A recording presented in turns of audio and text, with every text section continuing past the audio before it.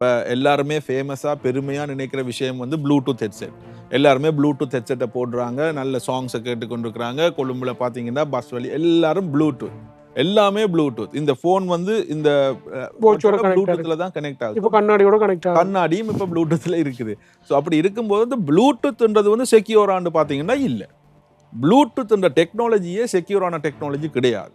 ஆனால் ப்ளூடூத்தை அட்டாக் பண்ணுறதுக்கு இப்போ நான் உங்களுக்கு கிட்ட இருக்கணும், உங்களுக்கு ஒரு க்ளோஸ் ப்ராக்சிமிட்டியில் இருந்தால் மட்டும்தான் ப்ளூடூத் மூலமாக உங்களுக்கான சில அட்டாக்ஸை நான் செய்ய முடியும். சில இன்ஜெக்ஷன் அட்டாக்ஸ்ன்னு சொல்லுவாங்க. உங்களோட ப்ளூடூத்தை ஃபைன் பண்ணி சில இன்ஜெக்ஷன்ஸை கொடுக்கலாம். உங்களோட மொபைல் ஃபோன் ஒரு வேளை பழைய மொபைல் ஃபோனாக இருந்தால், ஒருவேளை அப்டேட் ஆகாத மொபைல் ஃபோனாக இருந்தால் அந்த இன்ஜெக்ஷன்ஸ் ஒர்க் ஆகும். ஸோ அதுக்கு நீங்கள் எங்கே இருக்கிறீங்க, பக்கத்தில் இருக்க வேண்டும். அதை தேடி நான் உங்களுக்கு பக்கத்தில் வரும். அதே நேரம் இப்போ நீங்கள் பஸ்ஸில் போகும்போதோ அப்படி அந்த மூவிங் அப்படியெல்லாம் இருக்கக்கூடாது. மேபி நான் உங்களை அவதானித்து கொண்டிருக்கும் போது நீங்கள் ஒரு காஃபி குடிக்கிறீங்க, ஒரு கஃபேல போய் காஃபி குடிக்கிறீங்க, மினிமம் 20 மினிட்ஸ் ஆகும். ஸோ அதுதான் என்னுடைய டைம். நீங்கள் இடத்துல ஸ்டேபிளாக இருக்க போகிறீங்க, காஃபியை குடிக்க போகிறீங்க, அதுதான் எனக்குரிய டைம். ஸோ அந்த ப்ளூடூத் ரிலேட்டடான அட்டாக்ஸுக்கு நான் வந்து அந்த மாதிரி ஜிபிஎஸ் லொக்கேஷனை ட்ரேஸ் பண்ணி உங்களை அட்டாக் பண்ணுறதுக்கான வாய்ப்புகள் இருக்குது. உங்களுடைய ஃபோனை ஓன் பண்ணி அடுத்த மனிதனுக்கு 2 நிமிஷத்துக்கு மேலே கொடுக்கும் பட்சத்தில் நிச்சயமாக அவருக்கு அந்த எப்படி செய்யணும்னு தெரிந்திருந்தால் நிச்சயமாக உங்களோட ஃபோனை 100% டேக் கண்ட்ரோல் பண்ணலாம். அப்படி பண்ணினாருன்னு சொல்லி சொன்னால் உங்களை மேனிப்புலேட் பண்ணலாம். அதாவது உங்களுடைய எல்லா விஷயங்களும் அவருக்கு தெரிஞ்சிடும். அது அப்படியான செயலிகள் இந்த ஒரு கிளிக் பண்ணக்கூடிய மாதிரியோ அல்லது டெஸ்க்டாப்லயோ இருக்க போவதில்லை. இல்லை, அது வெளியில தெரியவே தெரியாது. பேக்எண்ட்ல தான் அது ஃபங்க்ஷன் பண்ண போகும். ஹிடன் சர்வீஸ் தான் ரன் ஆகும். ஆகும். நீங்களா சர்வீசஸுக்குள்ள போய் ஒரு சர்வீசஸா பார்த்து இது என்னது என்று நீங்களா பார்த்தாலே ஒழிய, அப்படி பார்த்தாலும் கூட பாதி சர்வீசஸ் எங்களுக்கு இது என்ன சர்வீஸ்ன்னு தெரியாது. உண்மையான சர்வீஸாக இருக்கும். அந்த அறிவு யாருக்கும் பொதுவாக இருக்கும், உங்களை போன்றவர்களுக்கு இருக்கலாம். ஆனால் பொதுவான மனிதனுக்கு அந்த அறிவு இருக்க போவதில்லை.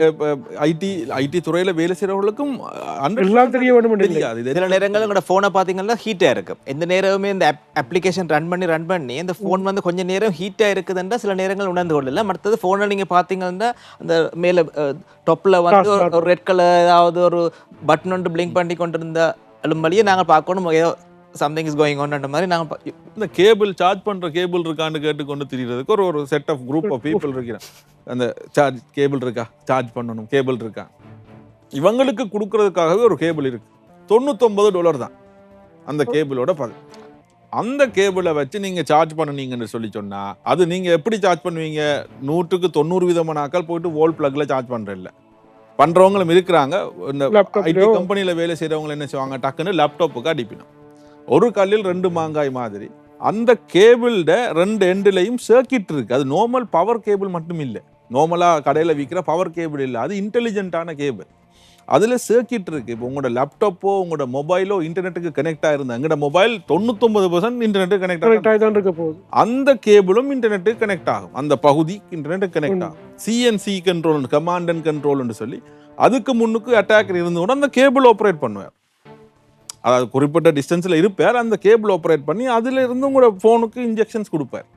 இப்போ உங்களோட தகவலை எனக்கு திருட முடியாமல் போனாலும் உங்களோட தகவலை அழிக்கிறதும் எனக்கு ஒரு சக்ஸஸ் தான்.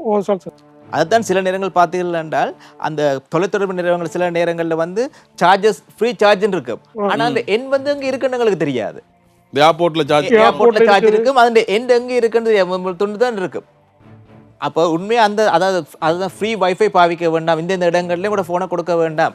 அதாவது அந்த சிறந்த ஒரு கேபிள் அதுக்கு நல்ல பேரும் இருக்குது. அதே மாதிரி வைஃபை இப்போ இந்த இடத்துல ஏபிசி என்ற ஒரு வைஃபை இருந்துச்சுன்னா அதே மாதிரி ஒரு ஏபிசி என்ற வைஃபையை வந்து நான் உருவாக்கலாம். அதில் நீங்கள் கனெக்ட் ஆகிருந்தீங்கன்னா உங்கள் டேட்டாஸ் முழுக்க வந்துடும். அதான் ஃப்ரீ வைஃபைல ஒரு தரம் ஜாயின் பண்ண ஒரு தரம் ஆக்சஸ் பண்ண வேண்டாம்னு முதலாவது சொல்லுவார். அதில் நீங்கள் லாகின் பண்ணிட்டீங்கன்னு சொல்லி சொன்னால் அதுக்கப்புறம் நடக்கிற விஷயங்கள் வந்து அவருக்கு சொந்தம்.